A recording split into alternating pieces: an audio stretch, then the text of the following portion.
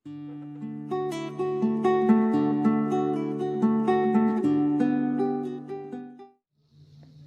आज का टॉपिक है फर्स्ट लॉ ऑफ थर्मोडायनेमिक्स। आज हम इसको डिटेल में डिस्कस करने वाले हैं कि first law of thermodynamics actually क्या मेजर रोल प्ले कर रहा है प्रिंसिपल ऑफ थर्मोडायनेमिक्स में।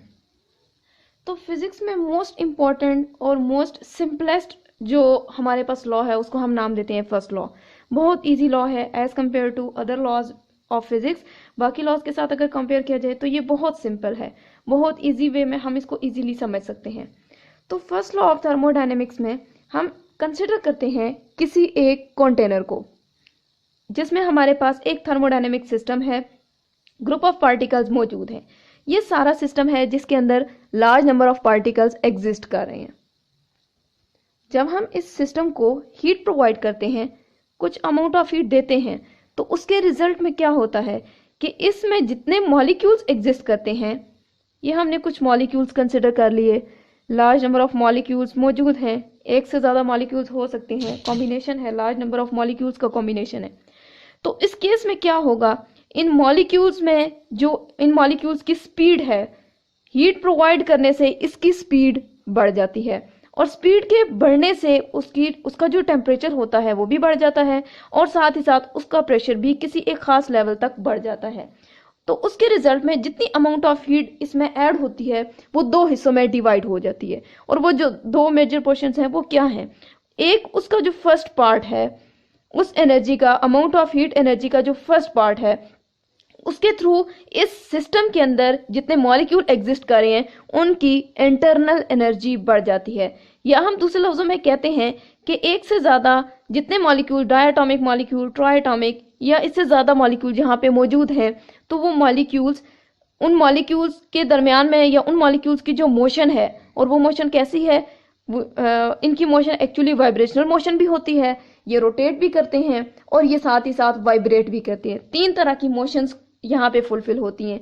तो जब इनको अमाउंट ऑफ हीट दी जाती है, उसके रिजल्ट में इन मॉलिक्यूल्स की जितनी एनर्जी होती है, जिसको दूसरे लफ्जों में हम मॉलिक्यूलर एनर्जी का नाम देते हैं, वो एक खास लेवल तक बढ़ जाती है। इट मीन्स फर्स्ट केस में उसकी जो इंटरनल एनर्जी होगी वो बढ़ जाएगी, उन मॉलिक्यूल्स की जितनी इंटरनल एनर्जी होगी वो बढ़ जाएगी। मतलब हम ये कह सकते हैं कि लेट्स सपोज अगर वो इस एक खास स्पीड के साथ वो मॉलिक्यूल्स मूव कर रहे हैं, हमने इन एरोहेड से रिप्रेजेंट कर दिया इन मॉलिक्यूल्स की स्पीड को, तो उसके बाद क्या होता है, जैसे ही वो एनर्जी को गेन करते हैं, जैसे ही हीट एनर्जी उसको मिलती है, तो उसके रिजल्ट में जैसा कि ये मॉलिक्यूल्स हैं,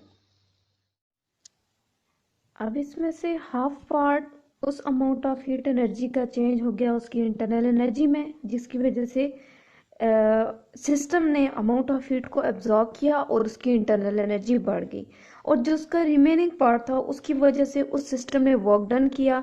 अब ये वर्क डन कैसे हुआ, मतलब उस हीट की वजह से उस सिस्टम ने कैसे काम किया। एक्चुअल में क्या हुआ था कि जब उन मॉलिक्यूल्स की इंटरनल एनर्जी बढ़ गई थी, जब हमने क्या किया, अमाउंट ऑफ हीट को प्रोवाइड किया, तो रिजल्ट में उन मॉलिक्यूल्स का टेम्परेचर और प्रेशर दोनों की वैल्यू बढ़ गई थी।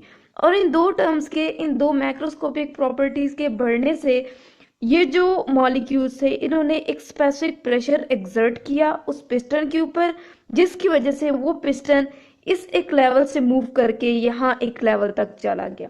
और उस केस में मूव करते हुए उस सिस्टम ने वर्क डन किया। अब ये वर्क डन कहाँ से कहाँ तक हुआ है, एक्चुअल में ये वर्क डन हुआ है सिस्टम से सराउंडिंग की तरफ, क्योंकि ये वर्क डन हुआ है सिस्टम की तरफ से और वो पिस्टन मूव करके किसी आउटवर्ड डायरेक्शन में, अपवर्ड डायरेक्शन में मूव करके चला गया। ये वर्क डन हुआ सिस्टम से सराउंडिंग की तरफ। और जो टोटल अमाउंट ऑफ हीट थी जिसकी वजह से उसकी इंटरनल एनर्जी बढ़ गई, वो एक्चुअल में वो जो इंटरनल एनर्जी में जो चेंज है वो किसके बराबर है, इनिशियल में उसका चेंज U1 के बराबर है। जब कुछ देर के बाद वो बॉडी मूव करके या वो उस बॉडी ने वर्क डन किया जिसकी वजह से पिस्टन एक खास लेवल से मूव करके एक मैक्सिमम लेवल तक चला गया, उस केस में जो उसकी इंटरनल एनर्जी बढ़ी थी ये वर्क डन करते हुए वो है U2 के बराबर। तो उस सिस्टम में इंटरनल एनर्जी का चेंज कितना हुआ, इट मींस जितना उसका फाइनल का की पोटेंशियल एनर्जी थी, सॉरी जो फाइनल की इंटरनल एनर्जी थी और जो इनिशियल की इंटरनल एनर्जी थी, हम इन दोनों को माइनस करते हैं, हमें पता चल जाता है कि उस सिस्टम की टोटल इंटरनल एनर्जी में कितना चेंज आया। तो इट मीन्स जब हम टोटल अमाउंट ऑफ हीट को डिफाइन करते हैं जो कि एक सिस्टम को दी जाती है, तो वो अमाउंट ऑफ हीट जो एक सिस्टम को प्रोवाइड की जाती है, उसके रिजल्ट में उस सिस्टम के ऊपर दो काम होते हैं।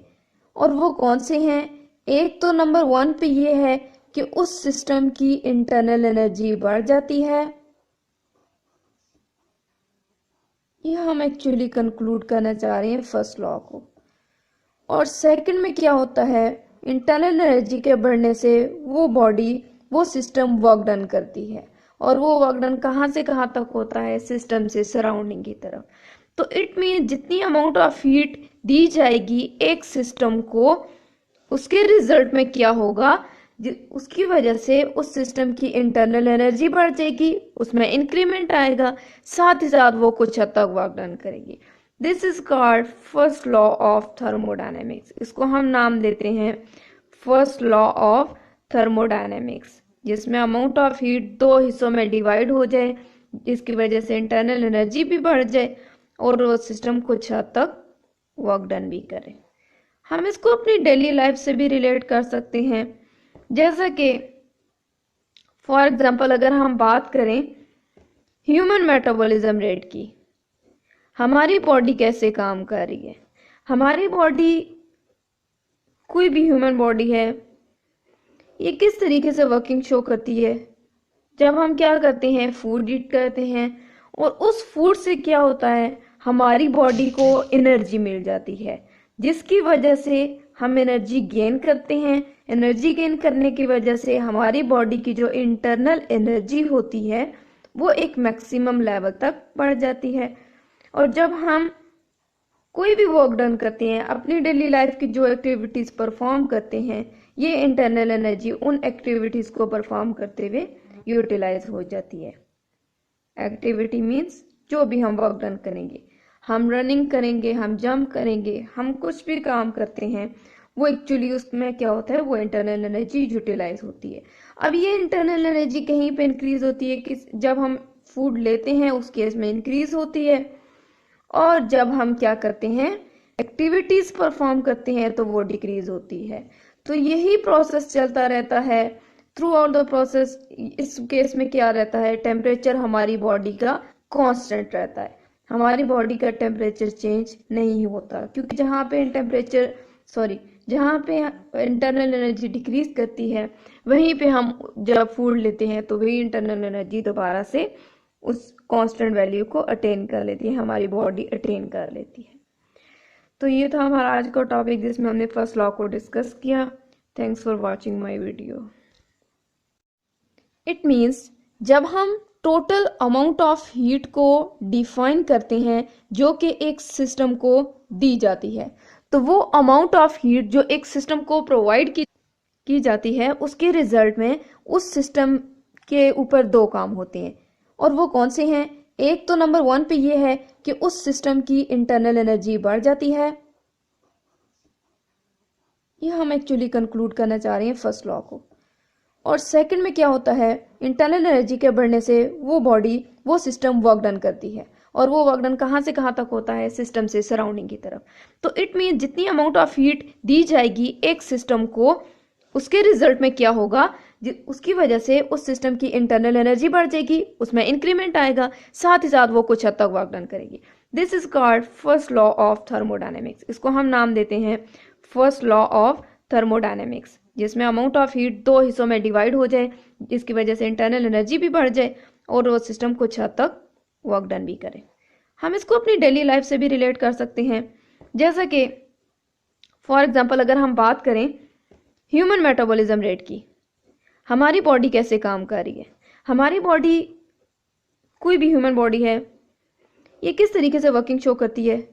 जब हम क्या करते हैं, फूड ईट करते हैं, और उस फूड से क्या होता है, हमारी बॉडी को एनर्जी मिल जाती है, जिसकी वजह से हम एनर्जी गेन करते हैं। एनर्जी गेन करने की वजह से हमारी बॉडी की जो इंटरनल एनर्जी होती है वो एक मैक्सिमम लेवल तक बढ़ जाती है।